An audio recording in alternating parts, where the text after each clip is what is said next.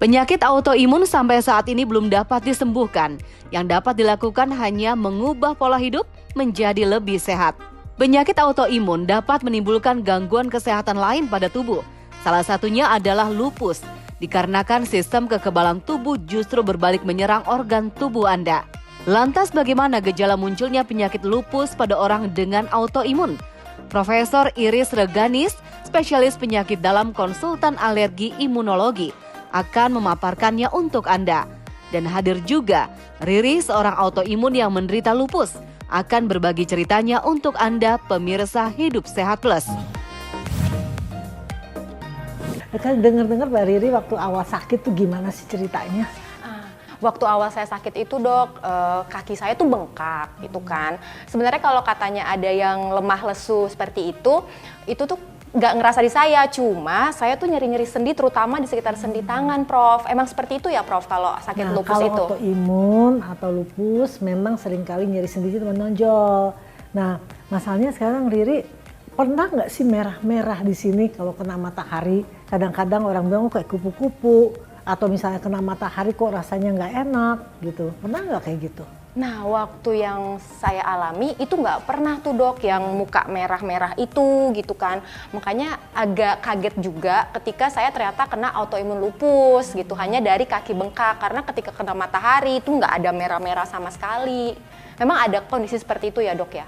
Ada. Jadi kalau autoimun itu banyak sekali, lebih dari 100 ya saat ini diketahui. Nah, salah satunya yang terbesar adalah lupus. Nah, lupus juga bisa mengenai kulit ya, yang saya katakan tadi bahwa seperti kupu-kupu, tapi ada juga ya kaki bengkak misalnya tengah ginjal. Ya, ada juga yang kena organ yang lain, ya kena tiroidnya atau kena darahnya. Nah, itu yang harus dievaluasi. Ngomong-ngomong Mbak Riri waktu itu diagnosa ginjal ya? Iya, saya kena nefritis karena ada protein urin ya dok di situ. Itu khasnya. Jadi pada lupus nefritis atau SLE ginjal itu memang ada kebocoran daripada ginjalnya sehingga proteinnya keluar. Jadi kita sebut protein urea. Ya, jadi proteinnya muncul di kencing, di urin. Pas urinnya diperiksa ternyata mengandung protein. Nah, waktu itu Mbak Riri begitu juga? Iya, benar dok. Gitu ya? Sampai +4 protein saya waktu itu dok. Ya.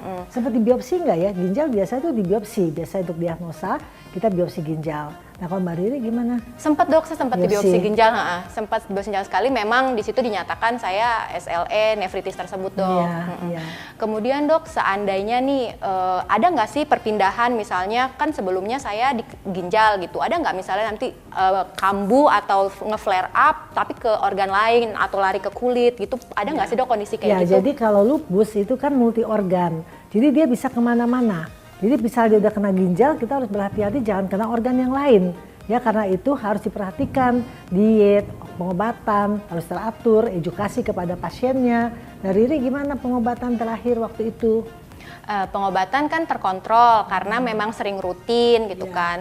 Dan alhamdulillah Prof Riri yang itu juga selalu ngontrol 6 bulan sekali untuk periksa-periksa indikasi-indikasi lupusnya aktif atau tidak aktif seperti itu dok. Sekarang masih minum obat dong? Masih minum obat. Terus dietnya gimana, Ri? Sarannya dietnya memang agak sedikit berat tapi harus dilakuin ya, Prof ya. Itu kan kayak misalnya diet gluten, terus ada saran karena golongan darah Riri O, jadi Riri harus diet susu, keju, seperti itu. Ya itu ya, memang diet itu merupakan salah satu unsur yang penting ya pada penyakit autoimun. Karena seringkali orang meremehkan diet ya, padahal diet itu penting sekali apalagi kalau sudah ada lupus nefritis ya. Jadi artinya penanganan khusus oleh ahli ginjal. Nah, terus kemarin Riri sekarang merasakan apa yang dirasakan? Apakah sudah anggap ginjalnya sudah terkontrol dengan baik? Lupus nefritisnya kita bilang remisi atau bagaimana, Ri? Kalau sampai remisi sepertinya belum ya Prof, karena kan masih minum obat. Tapi untuk kondisi ginjalnya memang makin membaik gitu. Udah tidak ada indikasi yang terus-menerus ada protein urinnya berlebih gitu. Walaupun ada tapi masih terkontrol, katanya seperti itu dok. Gak boleh capek loh, Ri. Ini Riri dengernya kerja kan? Iya Prof, kerja. Nah, itulah. wanita karier kan berarti ya. Nah Iya. gimana cara memanagenya supaya nggak capek, Ri? Biasanya ya Riri suka nyempet-nyempetin sih, karena kan saran Prof juga kan kalau misalnya bisa sempet di kantor tidur siang di meja gitu kan, ya Riri sempetin itu pada saat jam makan siang, mungkin setelah makan siang Riri sempat istirahat sih, kayak gitu sih Prof.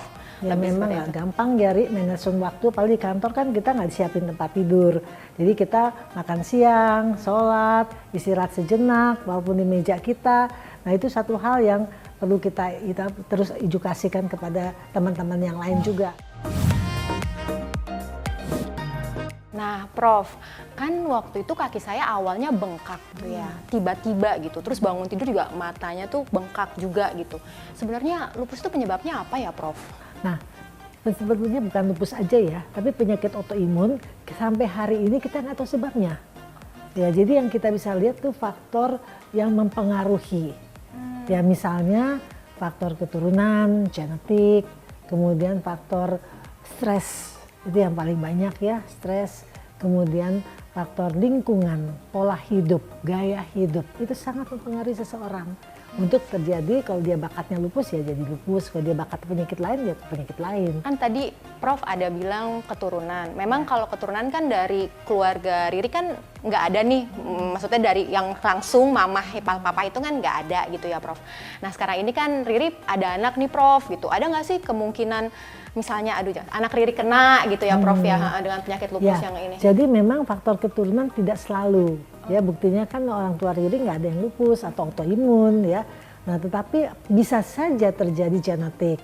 Nah artinya kita anak-anak kita jaga jangan sampai seperti kita. Karena kita belum tahu ya apakah dia akan kena atau tidak.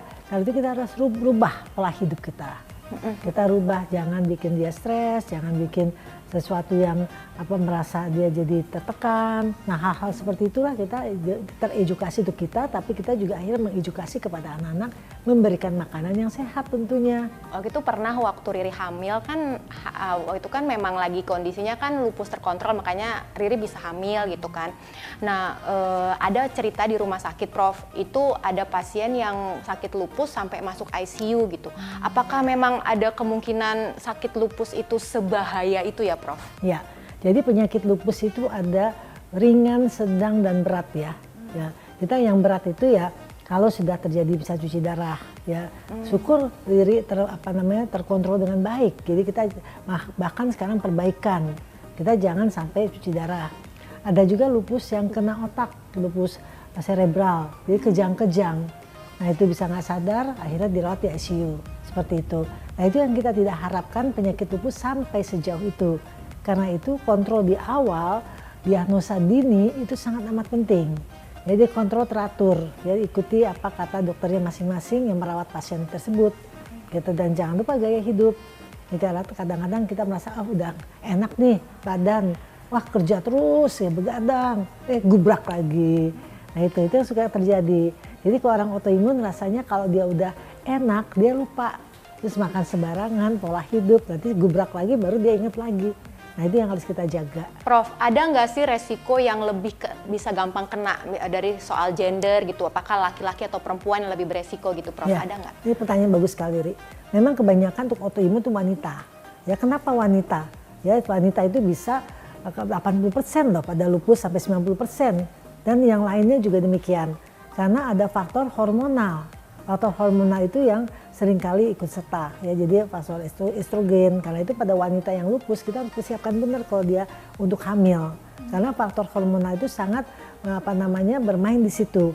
Dan juga misalnya orang yang menstruasi dia lupus, nah itu kadang-kadang waktu saat dia mens dia terasa banget lemah, lesu dan segala macam, bisa flare up lupusnya ya. Jadi kita lihat peranan hormon itu sangat mempengaruhi penyakit lupus. Karena pada wanita memang kelihatan lebih banyak dibandingkan sama pria. Oke, itu ada range umurnya nggak Prof? Misalnya wanita-wanita yang produktif Ya, atau... betul sekali Ri, betul.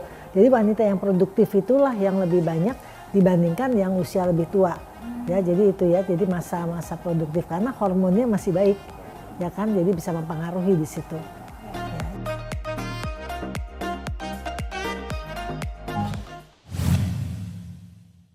Nah, Prof, ada nggak tips? Kayak Riri kan udah punya anak nih, Riri pasti nggak mau dong anak Riri terdiagnos autoimun atau lupus atau apapun itu gitu. Ada tipsnya nggak ya, Prof? Ya, sebetulnya kita harus bisa mencegah jangan sampai penyakitnya berlanjut. Ya, jadi kalau misalnya seseorang sudah terdiagnosa autoimun, misalnya jenisnya lupus ya, kita tahu komplikasi lupus itu banyak sekali. Nah, itu yang kita cegah, jangan sampai terjadi. Yang kita harapkan lupusnya terkontrol dengan baik yang kita sebut remisi.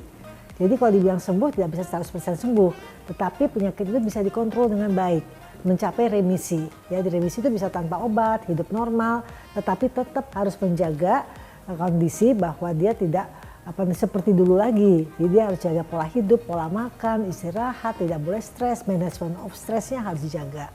Ya, jadi tujuan kita adalah jangan sampai penyakit autoimunnya menjadi berlanjut lebih parah. Tapi kalau penyakitnya udah terjadi, ya, jadi nggak bisa dihapus gitu ya. Kalau belum terjadi tuh, Prof?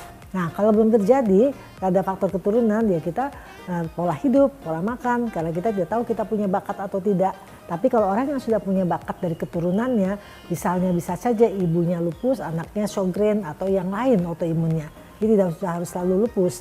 Tetapi bisa juga orang tuanya kayak Riri, orang tuanya nggak ada satupun yang autoimun, Riri terkena. Nah, kita sampai sekarang masih tanda tanya besar, kenapa sih autoimun itu bisa terjadi? Kita hanya bisa tahu bahwa faktor ini yang mempengaruhi, faktor genetik, faktor lingkungan, pola hidup, pola makan, itu yang kita tahu. Nah, itulah yang harus kita jaga dengan baik. Saya Profesor Dr. Iris Rengganis, spesialis penyakit dalam, konsultan alergi imunologi. Untuk Hidup Sehat Plus.